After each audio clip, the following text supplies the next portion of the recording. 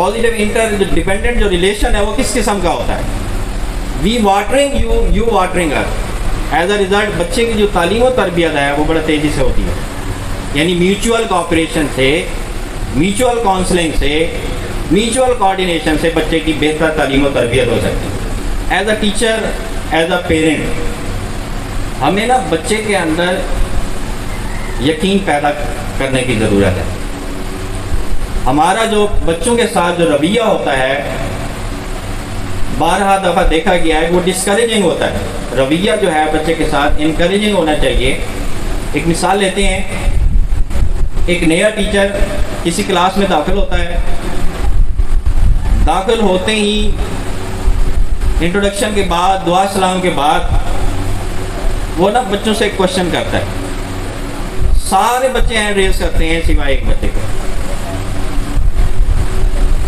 उस्ताद परेशान होता है, क्वेश्चन तो मैंने आसान पूछा है, सब बच्चों ने हैंड रेज किया, इसने नहीं किया। वो जिस बच्चे ने हैंड रेज नहीं किया उसकी तरफ इशारा करके कहते हैं, बेटा ये सवाल तो आसान है, आपको इसका जवाब क्यों नहीं आता? सारे बच्चे जो हैं वो हंसने लग जाते हैं।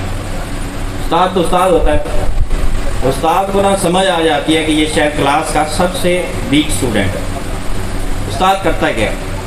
उस्ताद ना उस बच्चे को क्लास के बाद स्टाफ रूम में ले जाता है, उसको एक क्वेश्चन बताता है और उसका जवाब भी बता देता है कि बेटा कल जब मैं क्लास में आऊँ ये सवाल मैं पूछूंगा, आपने ये जवाब देना।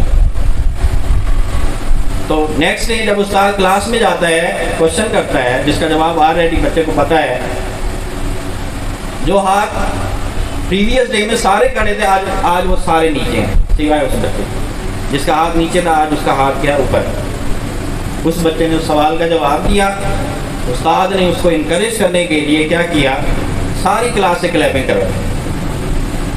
यानी उस्ताद का अगर डिस्करेजिंग बिहेवियर होता है, ये नालायक है, आपको ये इतना आसान सवाल भी नहीं आता, आप आगे नहीं बढ़ सकते, आप कामयाब नहीं हो सकते, डिस्करेजिंग होता तो वो उसकी हौसला अफजाई। उसके इस इनकरेजिंग बिहेवियर की वजह से वो बच्चा ना उस सेशन का टॉपर बन गया।